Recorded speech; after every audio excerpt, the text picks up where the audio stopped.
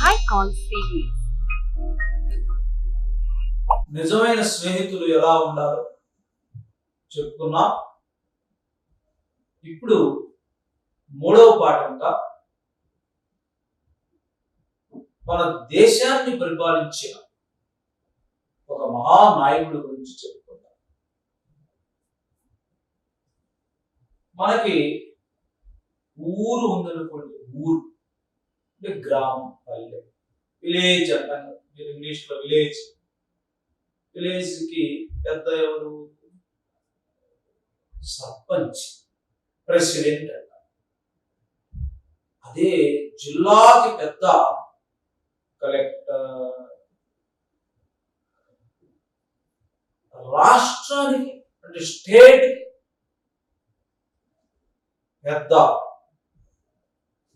Governor అయితే state మొత్తాన్ని పరిపాలించేది CM, chief minister, ముఖ్యమంత్రి. మరి మనలాంటి రాష్ట్రాలు 28 ఉన్నాయి, కేంద్ర పాలిత ప్రాంతాలు. వీటన్నిటికీ పెద్ద, దేశం మొత్తానికి పెద్ద రాష్ట్రపతి అయితే, మరి దేశం మొత్తాన్ని పరిపాలించేది పిఎం అంటే ప్రైమ్ మినిస్టర్, తెలుగులో ప్రధానమంత్రి.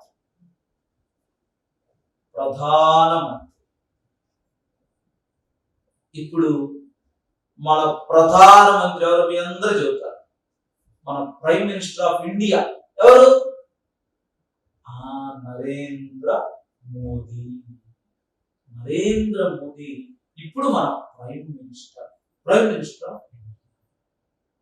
అయితే మన దేశం స్వతంత్రం పొందినప్పుడు 1947 ఆగస్టు 15 మొట్టమొదటి ప్రధానమంత్రి ఎవరంటే జవహర్లాల్ నెహ్రూ. ఆయన పుట్టినరోజు నవంబర్ 14 మనం బాలల దినోత్సవం జరుపుకుంటాం కదా, చిల్డ్రన్స్ డే. ఆయన మన మొట్టమొదటి prime minister, first prime minister of India. అయితే అప్పటి నుంచి ఎంతో మంది, అంటే 1947 నుంచి ఇప్పుడు దాకా 2020 దాకా ఎంతో మంది ప్రధానులు, ఇప్పుడు నరేంద్ర మోడీ దాకా పరిపాలించారు. ఈ ఇంతమందిలో సుమారు 14 మందిలో దేశం మొత్తాన్ని పరిపాలించిన ఒక ప్రధానమంత్రి మన తెలుగువాడు. తెలుగు మాట్లాడే, తెలుగు నేల మీద పుట్టినటువంటి ఆయన ఎవరో తెలుసా? మన తెలుగు ప్రధానమంత్రి ఎవరో తెలుసా మీకు? ఆయనే పివి నరసింహారావు. మన పాఠం మూడవ పాఠం అంటే పివి నరసింహారావు. భారతదేశాన్ని పరిపాలించిన ఇప్పటి వరకు ఒకే ఒక్క ప్రధానమంత్రి పివి నరసింహారావు. ఇవాళ మనం ఆయన గురించి తెలుసుకుందాం. ఈ పివి నరసింహారావు గారు మరి తెలుగువాడు అంటున్నా. తెలుగువాడైతే ఎక్కడ పుట్టాడు? ఆయన తల్లిదండ్రులు ఎవరు? అలానే ఎప్పుడు ఆయన మన దేశానికి, భారతదేశానికి, ఇండియా ప్రైమ్ మినిస్టర్ గా పనిచేశాడు అనే విషయాన్ని మనం ఇప్పుడు తెలుసుకుందాం. పివి నరసింహారావు గారు తెలుగువాడు, మనకు ప్రధానమంత్రిగా పనిచేశారు. మరి తెలుగువాడు పివి నరసింహారావు కంటే ముందు ఒక ఆయన రాష్ట్రపతిగా పనిచేశారు, ప్రెసిడెంట్ ఆఫ్ ఇండియా. ఆయన పేరు నీలం సంజీవరెడ్డి. ఇప్పుడు ఎవరు మన రాష్ట్రపతి? ఇప్పుడు రాష్ట్రపతి రామ్నాథన్ కోవింద్. ఇప్పుడు రాష్ట్రపతి ఎవరు? రామ్నాథన్ కోవింద్.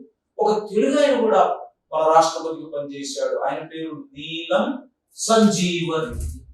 నీలం సంజీవ రెడ్డి.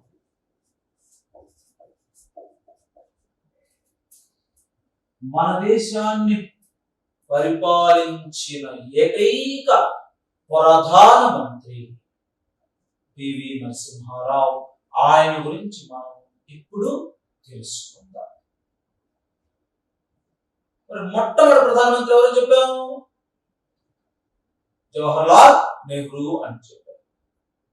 సరే, పాఠం నేను చదువుతాను, చూడండి, తర్వాత మీరు కూడా చదువుదురు.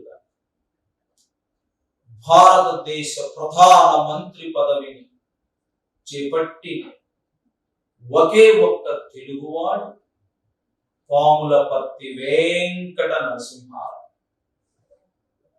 దక్షిణ భారతదేశం నుండి ఎంపికైన మొదటి ప్రధానిగా కూడా గుర్తింపు పొందారు. రాజీవ్ గాంధీ మరణానంతరం ఏర్పడిన క్లిష్ట పరిస్థితులలో 10వ భారత ప్రధానిగా బాధ్యతలు చేపట్టి సమర్థవంతంగా నిర్వహించి అపర చాణక్యునిగా ప్రశంసలందుకున్న ఆర్థిక సంస్కరణలను ప్రవేశపెట్టి గాడి తప్పిన భారత ఆర్థిక వ్యవస్థను చక్కదిద్దారు. ఆర్థిక సంస్కరణల పితామహునిగా కీర్తింపబడ్డారు. పివి నరసింహారావు 1921వ సంవత్సరం జూన్ 28న తెలంగాణ రాష్ట్రంలోని వరంగల్ జిల్లా నర్సంపేట మండలం లక్కినేపల్లి గ్రామంలో జన్మించారు. వీరి తల్లి పేరు రుక్కనాబాయి, తండ్రి సీతారామారావు. కరీంనగర్ జిల్లా భీమదేవరపల్లి మండలం వంగర గ్రామానికి చెందిన పాములపర్తి రంగారావు, రుక్మిణమ్మలు వీరిని దత్తత తీసుకున్నారు.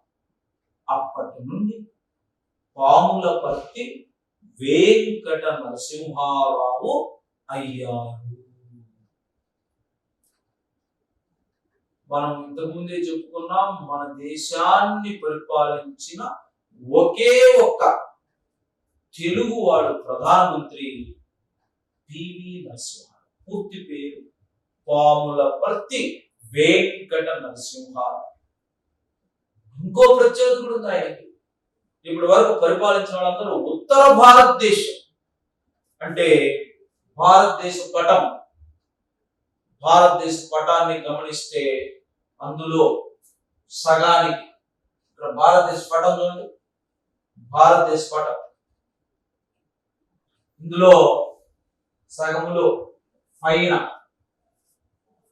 దీన్నంతా ఉత్తర భారతదేశం అంటాం, కింద ఉన్నటువంటి దాన్ని దక్షిణ భారతదేశం.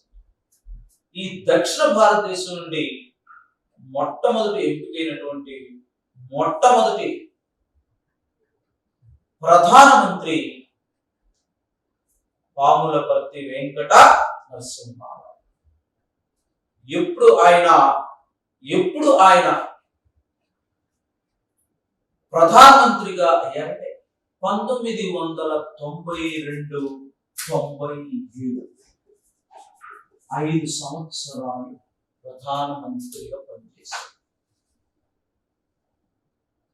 1991 మే 21 అప్పుడు మన దేశ చరిత్రలో ఒక దుర్ఘటన జరిగింది. ఆ రోజు అప్పుడు ప్రధానమంత్రి అభ్యర్థిగా పోటీ చేస్తున్నటువంటి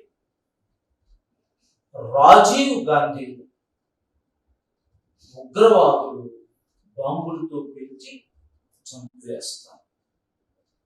ఆ తర్వాత ఎన్నికలు జరుగుతాయి. ఎన్నికలు జరిగిన తర్వాత మరి ప్రధానమంత్రి పదవిని చేపట్టడానికి ఎవరు ముందుకు రాకపోతే అప్పుడు మన పివి నరసింహారావు ప్రధానమంత్రి పదవిని చేపట్టారు. రాజీవ్ గాంధీ ఈయనెవరయ్యా అంటే మనకి మొట్టమొదటి ప్రధానమంత్రి ఎవరని చెప్పాం? జవహర్లాల్ నెహ్రూ. ఆయన కుమార్తె ఇందిరాగాంధీ.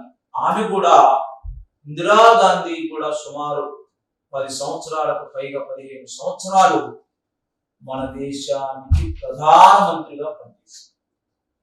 ఆమె కుమారుడే రాజీవ్ గాంధీ. ఈయన కూడా మన దేశానికి ప్రధానమంత్రిగా పనిచేశారు. ఆ రాజీవ్ గాంధీ ఉగ్రవాదులు మరి తమిళనాడు రాష్ట్రంలో ఆయన చంపేయడం జరుగుతుంది. అలాంటి సమయంలో, కష్ట సమయంలో, ఉగ్రవాదులు ఎక్కువైతున్నటువంటి సమయంలో మరి దేశం ఆర్థిక డబ్బు పరంగా అప్పుల్లో కూలిపోయిన సమయంలో బంగారాన్ని అప్పుగా పెట్టి, కుదవబెట్టి, తాకట్టు పెట్టి మరి దేశం నడిపించాల్సిన పరిస్థితుల్లో మన దేశానికి ప్రధానమంత్రిగా బాధ్యతలు స్వీకరించాడు పివి నరసింహారావు. క్లిష్ట పరిస్థితుల్లో, అంటే క్లిష్టం అంటే కష్టకాలంలో, బాగా కష్టాలు, దేశం కష్టాలు ఉన్నప్పుడు ప్రధానమంత్రి పదవి చేపట్టాడు పివి నరసింహారావు. అయినా సరే మామూలుగా అన్ని ఉన్నప్పుడు పనిచేయడం వేరు, కష్టాల్లో కూడా ఆ కష్టాన్ని అధిగమించి ముందంజలు నడిపాడు. అందుకని ఇప్పటికి కూడా చెప్పుకుంటారు పివి నరసింహారావు. బాధ్యతలు: 10వ భారత ప్రధాని. ఎన్నో ఆయన 10వ భారత ప్రధాని. 10వ భారత ప్రధానిగా పదవి బాధ్యతలను చేపట్టాడు. 10వ భారత ప్రధాని చేపట్టి చక్కగా పరిపాలన చేశాడు. తన తెలివితేటలతో, బుద్ధితో. అందుకని ఆయన్ని అపర చాణక్యుడు అంటారు. చాణక్యుడు అనేటువంటి ఆయన ఒక 2000 సంవత్సరాల క్రితం ఒక గురువు గారు తన శిష్యుల ద్వారా మరి దేశం మొత్తాన్ని ఒకే పరిపాలన కింద తీసుకొస్తున్నాడు. వాళ్ళ శిష్యుడు చంద్రగుప్తుడు. చాణక్యుడు తన తెలివితేటలతో ఎట్లా చేశాడు, అట్లా ఇక్కడ మన పివి నరసింహారావు గారు కూడా తన తెలివితేటలతో కష్టాల్లో ఉన్న భారతదేశాన్ని ముందంజలోకి నడిపించాడు. అప్పటి నుంచి ఇప్పటిదాకా భారతదేశం అభివృద్ధి వైపు వెళ్తూ ఏం చేశాడు? ఆర్థిక సంస్కరణలను ప్రవేశపెట్టాడు. మీరు పై తరగతుల్లో ఇంకా ముందు ముందు తెలుసుకుంటారు. ఆర్థిక సంస్కరణ డబ్బు పరంగా వేరు వేరు కంపెనీలు, విదేశాల్లో ఉన్న పెద్ద పెద్ద కంపెనీలు, మీకు చెప్పాలంటే సెల్ ఫోన్ కంపెనీలు, మీరు తాగేటువంటి కూల్ డ్రింక్ కంపెనీలు, సెల్ ఫోన్ కంపెనీలు, టీవీలు, ఇట్లాంటివన్నిటిని మన దేశంలో మొట్టమొదటి తెచ్చిన ఆయన ఎవరు? పివి నరసింహారావు. మన భారతదేశ ఆర్థిక వ్యవస్థ డబ్బు పరంగా ఇబ్బందుల్లో ఉన్నటువంటి మన దేశ పరిస్థితిని చక్కదిద్దాడు. అంతవరకు అప్పుల్లో ఉన్నటువంటి దేశాన్ని దారి పెట్టాడు. అందుకని ఆయన్ని ఏమంటారంటే ఆర్థిక సంస్కరణల పితామహుడు. ఆర్థిక సంస్కరణల పితామహుడు. పితామహుడు అంటే తాత. ఆయన పెట్టినటువంటి సంస్కరణ ఫలితమే ఇవాళ మన దేశం అభివృద్ధి చెందింది. ఇప్పుడు ఆయన అందరూ ఏమని కోరుతున్నారంటే ఆర్థిక సంస్కరణల పితామహుడు. ఇక పివి నరసింహారావు, పాములపర్తి వెంకటేశ్వరరావు ఎప్పుడు పుట్టాడు? 1921 జూన్ 28 తెలంగాణ రాష్ట్రంలోని వరంగల్ జిల్లా నర్సంపేట మండలం లక్కినేపల్లిలో జన్మించారు. జన్మించుట అంటే పుట్టుట, అక్కడ పుట్టాడు. తెలంగాణ రాష్ట్రంలో. అయితే ఆయన అక్కడ ఉండలా. వాళ్ళ అమ్మ పేరు, పుట్టినప్పుడు అమ్మ పేరు రుక్కనాబాయి సీతారామారావు. అయితే ఆయన్ను కరీంనగర్ జిల్లా భీమదేవరిపల్లి మండలం వంగర అనే ఊరికి చెందిన పాములపర్తి రంగారావు రుక్మిణమ్మలు దత్తత తీసుకున్నారు. అంటే ఇంకొకరు పెంచుకున్నారు, తమ బిడ్డగా స్వీకరించారు. అది దత్తత తీసుకోవడం. అలా తీసుకోవడం వల్ల ఆయన పేరు అప్పటి నుంచి పాములపర్తి వెంకట నరసింహారావుగా మారింది. చదువుదాం చూడండి. పివి నరసింహారావు ఉస్మానియా విశ్వవిద్యాలయంలో చదువుకునే రోజుల్లోనే నిజాం ప్రభుత్వ నిషేధాన్ని ధిక్కరించి వందే మాతర గీతాన్ని పాడారు. అందుకు విశ్వవిద్యాలయం నుంచి బహిష్కరింపబడ్డారు. అప్పుడు ఒక మిత్రుని సహాయంతో నాగపూర్ విశ్వవిద్యాలయంలో చేరి న్యాయవాది పట్టా సంపాదించారు. వీరు స్వాతంత్ర్యోద్యమంలోనూ హైదరాబాద్ విముక్తి పోరాటంలోనూ పాల్గొన్నారు. స్వామి రామానంద తీర్థ, బూర్గుల రామకృష్ణారావులు వీరికి మార్గదర్శకులు. 1957లో మంథని నియోజకవర్గం నుండి మొదటిసారి శాసనసభకు ఎన్నికయ్యారు. అప్పటి నుండి వివిధ స్థాయిలలో రాష్ట్ర మంత్రిగా, ముఖ్యమంత్రిగా, పార్లమెంటు సభ్యునిగా, కేంద్ర మంత్రిగా, ప్రధాన మంత్రిగా అనేక పదవులు నిర్వహించారు. ఆయన ఏ పదవి చేపట్టినా ఆ పదవికే వన్నె తెచ్చేవారు. తెలుగువారి కీర్తి పతాకాన్ని ఎర్రకోటపై ఎగురవేసిన తెలుగు బిడ్డ పివి నరసింహారావు.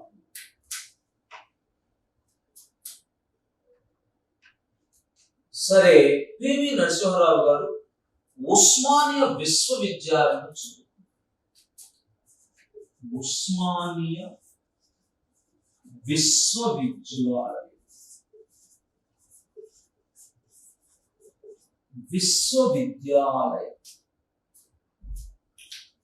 మన తెలుగు రాష్ట్రాల్లో ఇంగ్లీష్ లో దీన్ని ఏమంటామంటే యూనివర్సిటీ. తెలుగు రాష్ట్రాలు, రెండు తెలుగు రాష్ట్రాల్లో ఏర్పడిన మొట్టమొదటి విశ్వవిద్యాలయం ఉస్మానియా విశ్వవిద్యాలయం హైదరాబాద్, తెలంగాణ రాజధాని హైదరాబాద్. ఏమిటి విశ్వవిద్యాలయం, యూనివర్సిటీ అంటే తెలుసుకోండి, పిల్లలు తెలుసుకోండి. మామూలుగా 10వ తరగతి వరకు చదువుకుంటే మనకి సర్టిఫికేట్ ఇచ్చేదాన్ని ఎస్ఎస్సి బోర్డ్. 10 తర్వాత ఇంటర్మీడియట్ అంటారు. ఇంటర్ చదివితే ఇంటర్ బోర్డు వాళ్ళు మనకి పాస్ అయినట్టుగా, ఉత్తీర్ణులైనట్టుగా సర్టిఫికేట్ ఇస్తారు. మరి ఇంటర్ తర్వాత డిగ్రీ, ఎంఏ, ఇప్పుడైతే ఇంజనీరింగ్, డాక్టర్ కోర్సు, పిహెచ్డి, ఇట్లా పై చదువులు. ఆ ఇంటర్ తర్వాత పై చదువులు ఏ చదువు చదివినా ఆ చదివినటువంటి పాస్ సర్టిఫికెట్, వాటికి పరీక్షలు నిర్వహించేదాన్ని యూనివర్సిటీ, తెలుగులో విశ్వవిద్యాలయం. ఎన్నో ఉన్నాయి మన ఆంధ్రప్రదేశ్ లో, మరి తెలంగాణ ఎన్నో విశ్వవిద్యాలయాలు. తెలంగాణలో కాకతీయ విశ్వవిద్యాలయం, ఆంధ్రప్రదేశ్లో ఆంధ్ర విశ్వవిద్యాలయం, వెంకటేశ్వర విశ్వవిద్యాలయం, శ్రీకృష్ణదేవరాయ విశ్వవిద్యాలయం, నాగార్జున విశ్వవిద్యాలయం, ఇట్లా ఎన్నో యూనివర్సిటీలు ఉన్నాయి. ఆ రోజుల్లో ఆయన హైదరాబాద్ చదువుకునే రోజుల్లో నిజాం హైదరాబాద్ అప్పుడు నిజాం నవాబ్ పరిపాలించాడు. ఆ నిజాం నవాబు తెల్లవాళ్ళకి అనుకూలం ఉండేవాడు.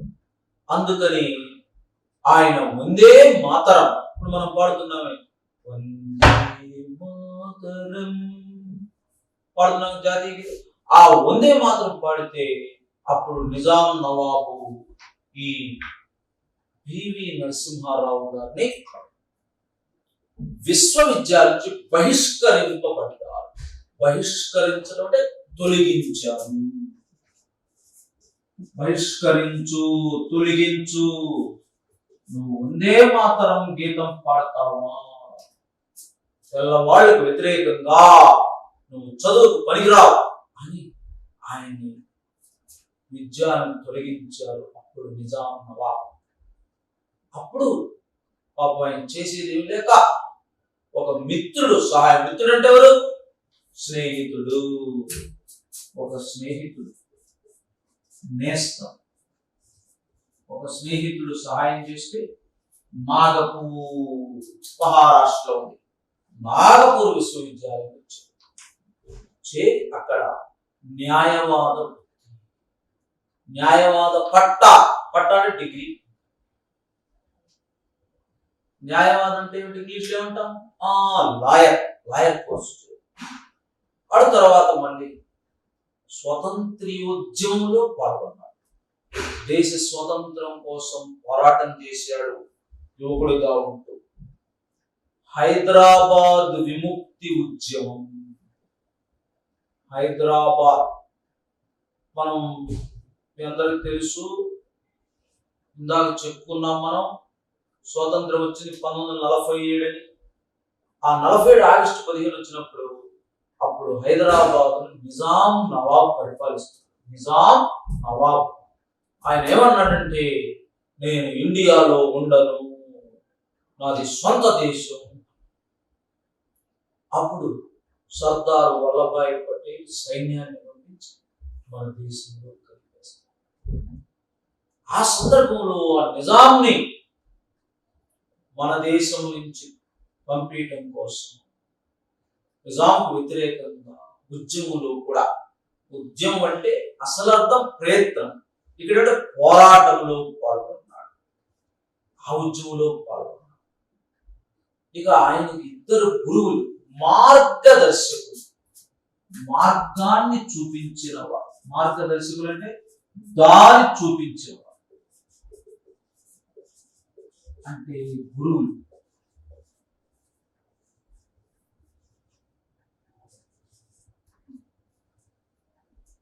గురువులు ఇద్దరు, స్వామి రామానంద తీర్థ, బూర్గుల రామకృష్ణ.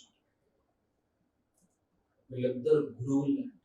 బూర్గుల రామకృష్ణారావు తెలంగాణ ప్రాంతంలో గొప్ప నాయకుడు, ఎన్నో మంచి పనులు చేసినటువంటి వాడు.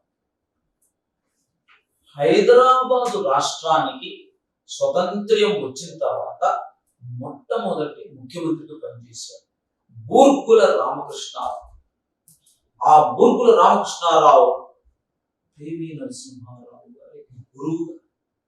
అలాంటి గురువుల దారిలో వెళ్ళాడు కాబట్టి ఈయన కూడా ధైర్యంతో, సాహసంతో నిర్ణయాలు తీసుకున్నాడు. ఇక ఆయన రాజకీయాల్లోకి ప్రవేశించి కాంగ్రెస్ పార్టీ నుంచి 57లో మంథని నియోజకవర్గం అంటే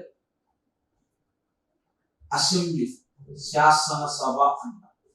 అసెంబ్లీ, శాసనసభ సభకు ఎమ్మెల్యేగా అయ్యాడు మొట్టమొదట. ఎప్పుడు?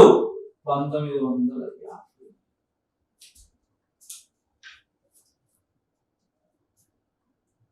మనం మన రాష్ట్రం ఉందనుకోండి, రాష్ట్రాన్ని పాలించే ఆయన ఏమంటారు? ముఖ్యమంత్రి. ఆయన సీఎం అంటారు. ఈ సీఎం ఎవరు అనుకుంటారు? MLA. MLA, member of legislative assembly. Assembly అంటే శాసనసభ. ఇప్పుడు తెలుగు రాష్ట్రాల్లో తెలంగాణకి ఎవరు ముఖ్యమంత్రి? కె చంద్రశేఖర్. మరి ఆంధ్రప్రదేశ్కి ఎవరు? జగన్మోహన్. ఇట్లా వీళ్ళు ఎందుకయ్యారంటే వీళ్ళు ఎవరనుకున్నారు? ఎమ్మెల్యే. ఒక 4-5 మండలాలు కలిపి ఒక ఎమ్మెల్యే. అసెంబ్లీ నియోజకవర్గం. అసెంబ్లీ నియోజకవర్గం. ఈ ఎమ్మెల్యేలు ఎవరు? ఓటు వేసి ప్రజలు గెలిపిస్తారు.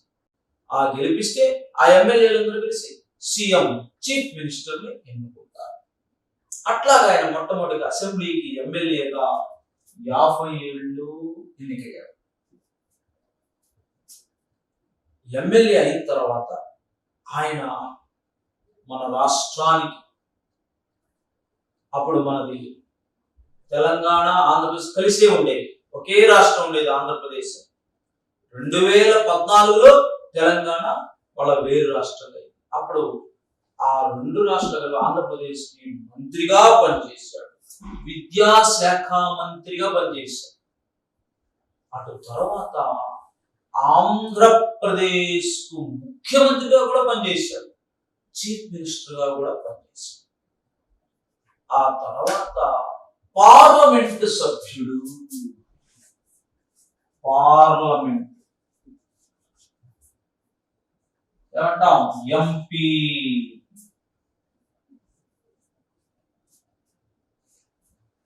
అసెంబ్లీ రాష్ట్రంలో ఉంటుంది. ఆంధ్రప్రదేశ్ అసెంబ్లీ, తెలంగాణ అసెంబ్లీ, ఇట్లా ప్రతి రాష్ట్రంలో ఉండేది అసెంబ్లీ. తెలుగులో శాసనసభ. మరి కేంద్రంలో ఉండేదాన్ని పార్లమెంట్. ఇది ఢిల్లీలో. ఈ పార్లమెంట్ లో లోక్సభ, రాజ్యసభ, వాళ్ళని ఎంపీ, మెంబర్ ఆఫ్ పార్లమెంట్, వీళ్ళని కూడా ప్రజలు ఎన్నుకుంటారు. ఈ అసెంబ్లీలు 7, సుమారు 6-7 కలిస్తే ఒక ఎంపీ అవుతుంది. ఇలాగా ఈమె ఎమ్మెల్యేగా పనిచేశాడు, రాష్ట్రములో మంత్రిగా పనిచేశాడు, రాష్ట్రానికి ముఖ్యమంత్రి పనిచేశాడు. ఆ తర్వాత దేశం మొత్తానికి ఎంపీగా, దేశం మొత్తం ఎంపీగా పనిచేశాడు. కేంద్ర మంత్రిగా అంటే సెంట్రల్ మినిస్టర్ గా పనిచేశాడు. అలా ఎన్నో పదవుల్ని ఆయన అధిరోహించాడు, పదవుల్ని స్వీకరించి దేశం మొత్తాన్ని పరిపాలించే ప్రధానమంత్రిగా బాధ్యతల్ని చేపట్టాడు. ప్రైమ్ మినిస్టర్ ఆఫ్ ఇండియాగా కూడా ఆయన ఎన్నికయ్యారు. ఆయన ఏ పదవి చేపట్టినా, అంటే ఒక ఎమ్మెల్యే అయినా, ఎంపీ అయినా, మినిస్టర్ అంటే మంత్రి అయినా, ప్రధానమంత్రి అయినా, ఆ పదవికి వన్నె తెచ్చేవాడు, గౌరవాన్ని ప్రజలకు ఉపయోగపడే పనులు చేశారు.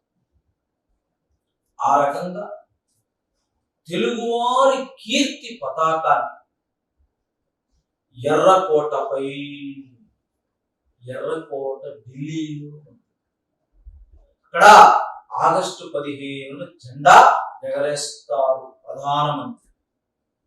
అట్లాగా ఒక తెలుగువాడు ఉండి ఎర్రకోటలో దేశం మొత్తం కేంద్రమైనటువంటి, మొత్తానికి కేంద్రమైన ఢిల్లీ ఎర్రకోటలో మరి జాతీయ జెండాని ఎగరవేసి, అంతేకాకుండా 5 ఏళ్ల పాటు చక్కగా పరిపాలించి తెలుగు వారందరికీ పేరు సాధించి పెట్టినటువంటి తెలుగు బిడ్డ, మన తెలుగు బిడ్డడు పివి నరసింహారావు.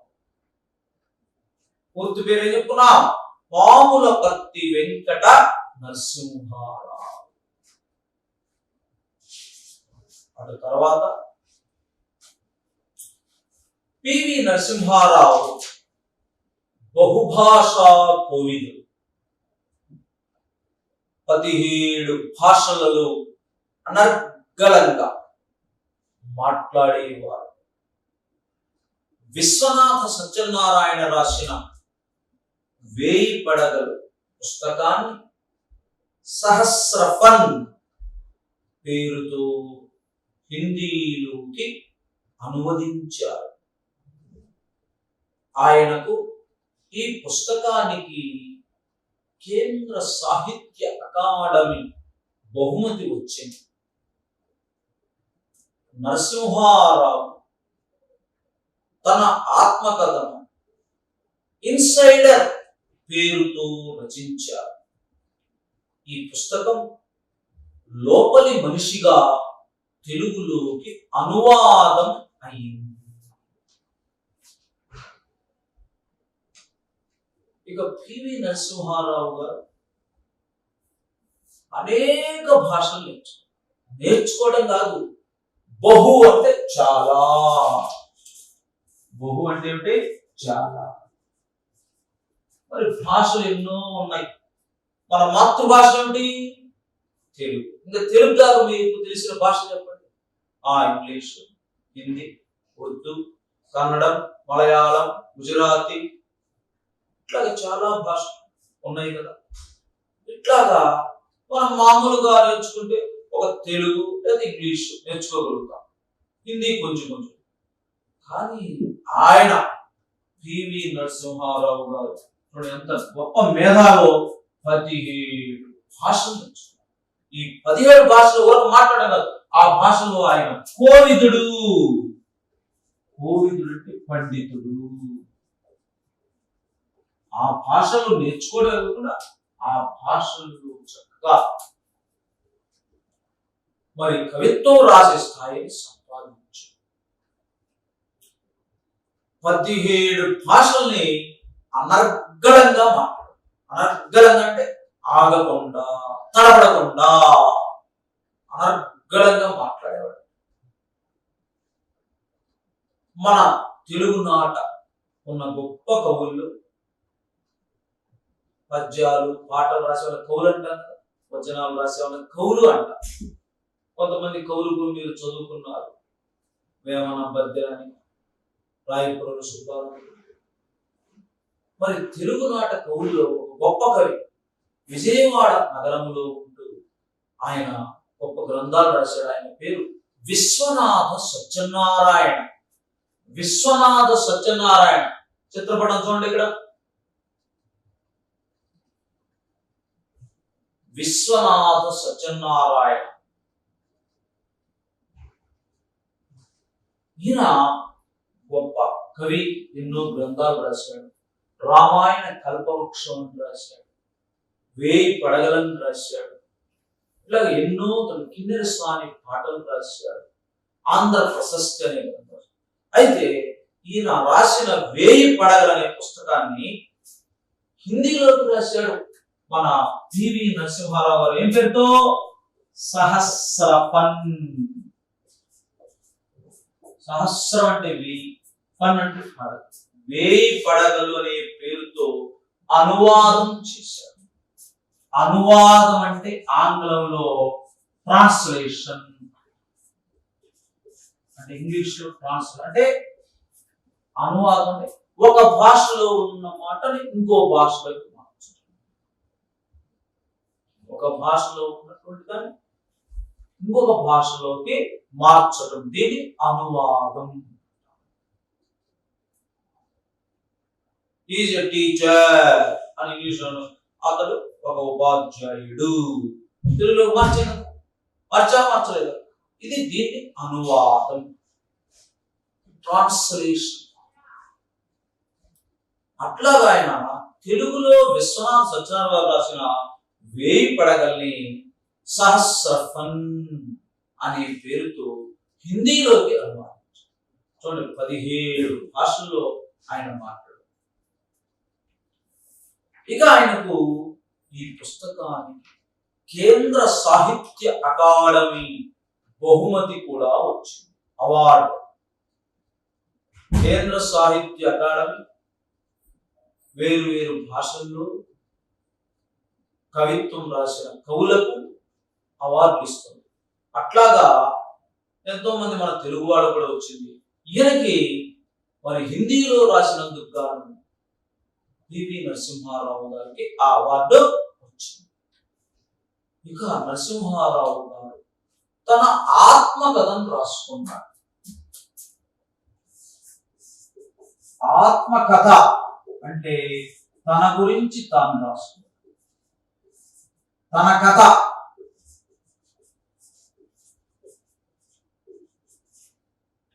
తన కథ తాను రాసుకుంటే దాన్ని ఆత్మకథ. ఎప్పుడు రాస్తారు తన కథని? బాగా ముసలి వయస్సులో రాయాలి. ఆ పుట్టిన దగ్గర నుంచి తమ జీవితంలో